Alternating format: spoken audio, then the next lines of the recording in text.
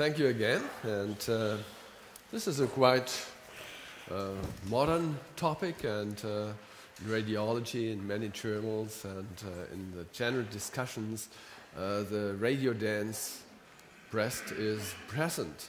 And when I made this title, I did not even have this talk, so maybe I shouldn't have chosen too many of myths, but now here we go. We start with the frontiers of the current discussion, and we'll end at the consequences. And when I try to frame this topic, why is it important to talk about? There's on one hand the individual variation in susceptibility to breast cancer and the final goal to improve early detection and diagnosis of breast cancer. And this is related to an individual risk stratification, and this is breast dance also a risk communication, and refined screening strategies. And if I go back to the basic definition, what is a muse? It's a story to convey religious or idealized experience, to establish behavioral models, and to teach. Or, another definition, ideology in the narrative form, ongoing social practice, and this is the original word, mythos. It's from Greek, and it's a nice, very good beer. This was Paris, by the way. Some statements of the German mammography screening program. Our commissions say all we need, or better, all we can afford, is mammography. And we do not need, or we do not want, supplemental screening tools in the dense breast in addition to mammography. And this is a bridging argument. Mammography cannot accurately assess breast density. So, is it ongoing social practice or just ideology or a myth?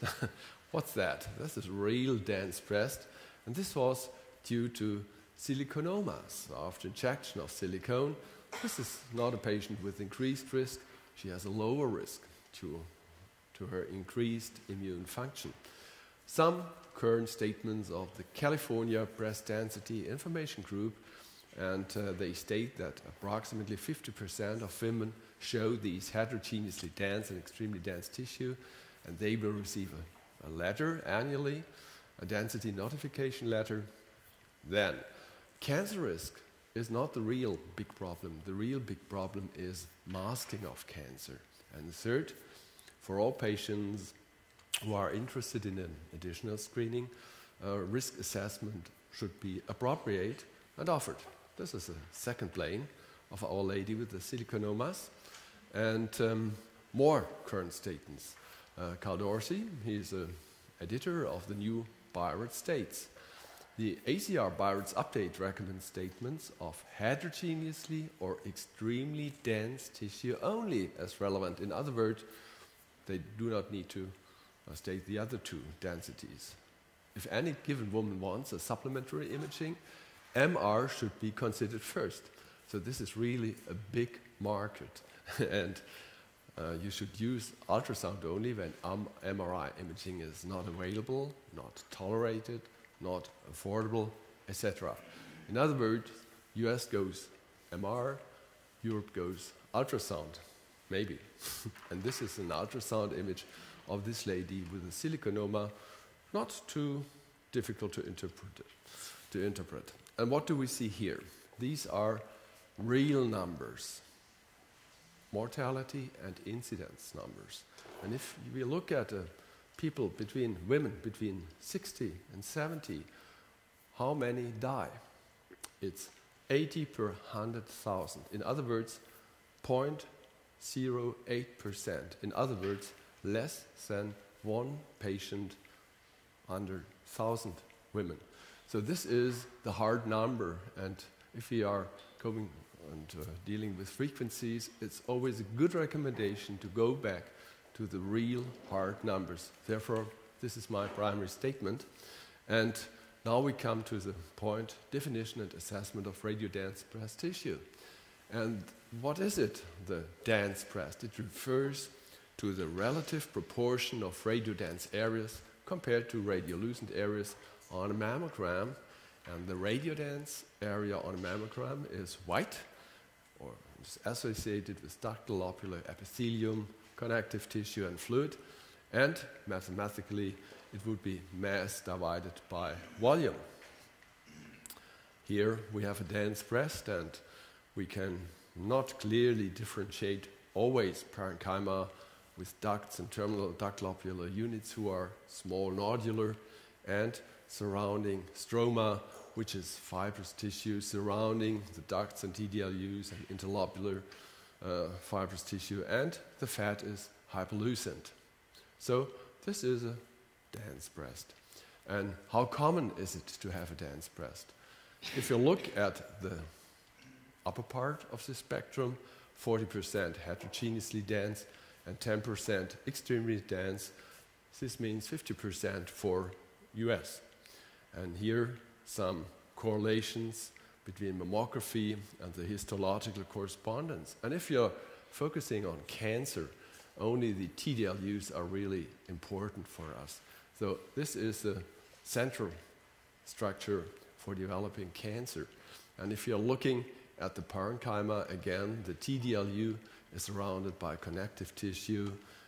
We have interlobular fibrous tissue.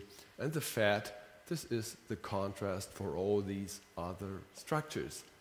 Now the question, can we assess mammographic density?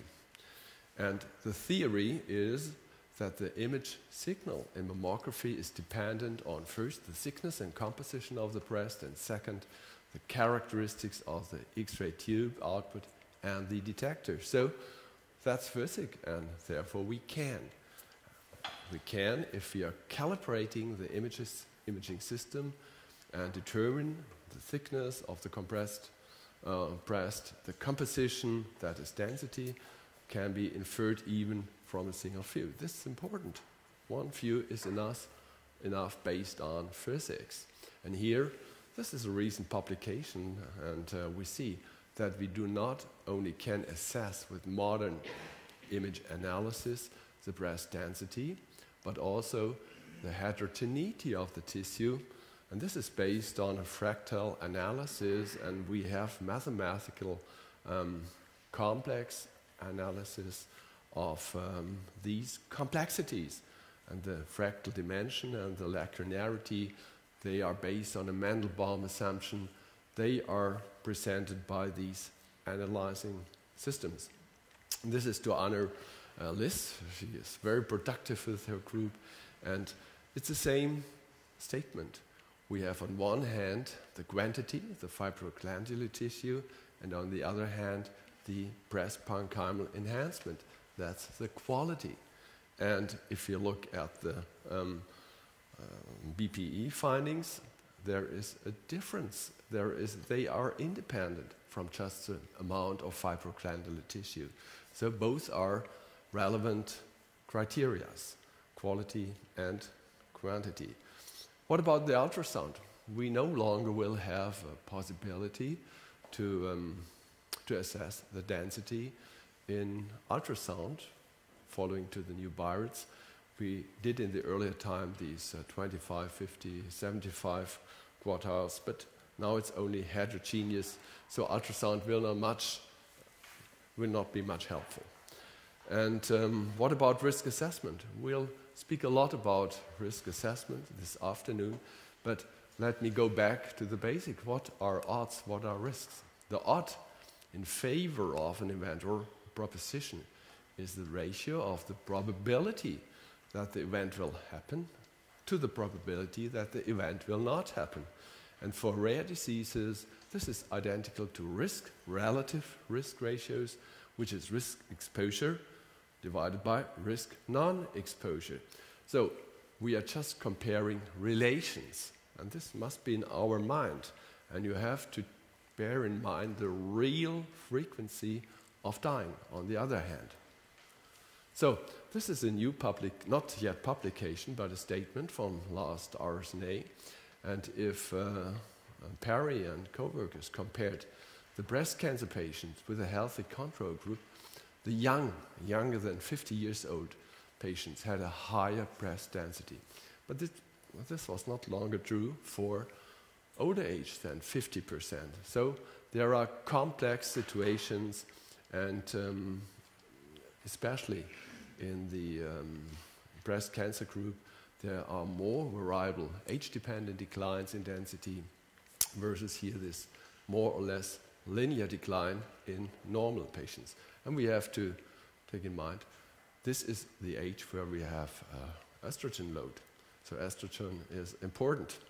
What about the breast cancer risk? We have external and internal genetic factors, and they both influence the amount and the heterogeneity of the glandular breast and the individual susceptibility for developing a breast cancer.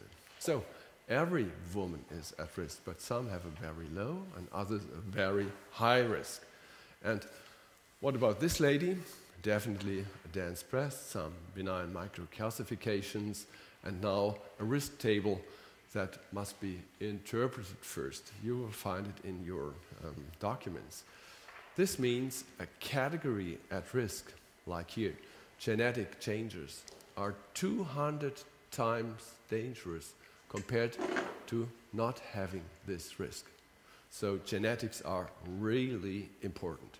And if you look now at the breast density, this means if you have an ACR density 4, this is 4 times more at risk compared to ACR density 1. So it's important if you speak about risk, what is the comparative group?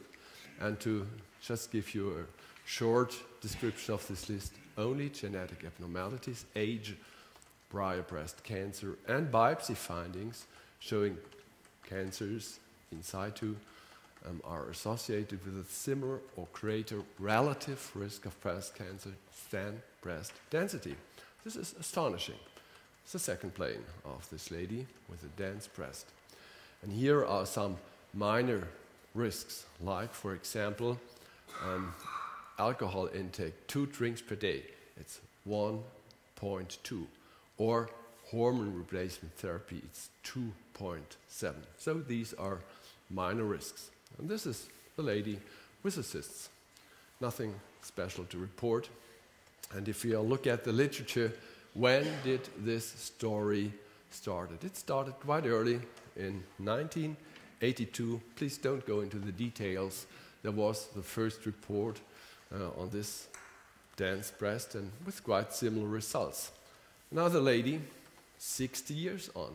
So you can have breasts with a high density, even over 60.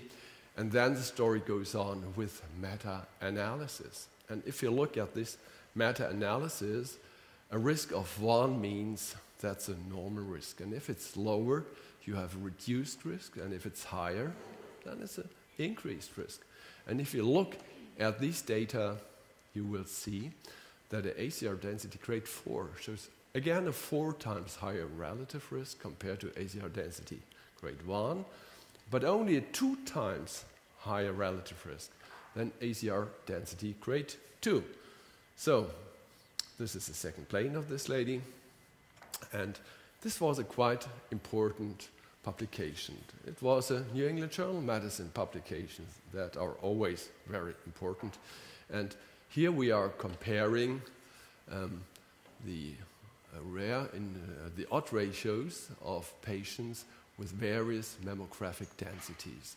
And what do we compare? The density-specific risk of detecting a breast cancer. And if you look at the ACR1 and the ACR4 group, in this group we had a nearly 18 times higher risk of detecting a cancer after a negative screen earlier than 1 year. This was quite astonishing, and this was a statement of this publication. Currently, a cancer that appears between screening is 17.5 times more likely to happen to a woman with dense breast tissue. So, this means we have to take care of this problem. And again, cysts, nothing special to report, and some of these cysts are complicated cysts, but no cancer. Now the actual discussion compares ages, a cumulative 10 years risk. This is not very sensible, comparing ages on one hand with a relative higher risk of high density compared to a low density, but it happens, and this is the current state of discussion in the US. Maybe it's helpful just to compare a mean or an average density with the highest density. And if you are comparing the ACR density 4 with this average, it's much less. It's just, again, 2 times the risk. So all the data go into the same direction. There is an increased risk, but it's not too much compared to the average density. So what is masking? What does it mean at screening mammography? First, it occurs when the surrounding breast tissue obscures a cancer. And the cancer develops from the TDLUs. And then mammography cannot help in this situation because we have a limiting of the sensitivity between 10 to 20% in dense breasts, and the major contributor to drive for additional screening modalities is masking, not really the increased risk. And here we have this lady. She's an anesthetist. She wanted an MRI, and we see some of these cysts now implicated. Nothing to report, no cancer. Look at this dense breast. Do you see anything? There's a subtle finding here, tending sign. And this is just another publication with this high risk of high density. This lady had both an invasive cancer and DCIS, and this was the only sign of this cancer. Here we have the ultrasound and the ultrasound-guided vacuum-assisted biopsy to get all these details, and it was a multicentric DCIS with macro invasion. And again, we have to take this message, 10 to 20% reduced sensitivity of screening mammography. And I already showed you that in symptomatic patients, this decrease of sensitivity is even higher. It's even higher because we have a much higher prevalence of cancer in this group. So what will be the impact on breast-specific and overall survival? There's an important publication, and this publication clearly states that the breast density is correlated with a higher risk for cancer, but not an increased risk of death independent from other factors. So that's important. And it was not associated with risk of death from breast cancer or death from any cause after accounting for other patient and tumor characteristics. Thus, there are complex factors, and we have to not to allow us a simple view of this multi-step of development, breast cancer, and the impacts from genetics and surrounding on our genes. What are the consequences for supplemented cancer? Wendiberg states that, and these are the data, ultrasound will find additional 3 to 4 cancers, tomosynthesis 2, MRI 10, and molecular breast imaging 7 to 8 cancers per 1,000 patients or clients. And this is a normal client. Ultrasound will make a harmless, benign finding, will exclude cancer in this lady. And we spoke about the Austrian system. This setting will present us the data about the real value of ultrasound in the dense breast, because it is a scientific study and it is statistically evaluated. That's part of the system. And here, again, a breast, normal breast mammography, and an ultrasound lesion that was a cancer. So what are my messages? First, high breast density means also many TDLUs. Second, the more TDLUs, the more cancers. And the more fibrous tissue, the more masking. And third, breast density does not increase the risk of dying from breast cancer. Thank you very much for your attention.